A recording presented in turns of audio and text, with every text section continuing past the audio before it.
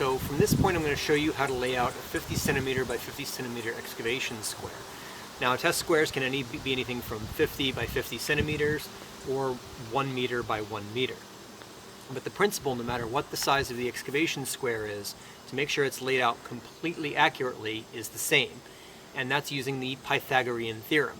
Remember that from high school geometry. A squared plus b squared equals c squared.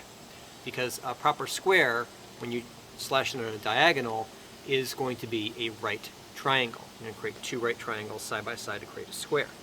So to do that, you're going to use two tape measures. You're going to want to measure, you're going to want to measure exactly 50 centimeters in this direction, and then measure exactly 50 centimeters in this direction. Alright, now you'll know already that this is off because you'll do your measurement here on the diagonal, and it should equal the square root of the sum of the other two sides. So 50 centimeters, 50 centimeters, 50 squared is 2,500, right? On the other side, 50 squared is 2,500, 2,500 plus 2,500 is 5,000, so this should be the square root of 5,000, which is 70.71 centimeters.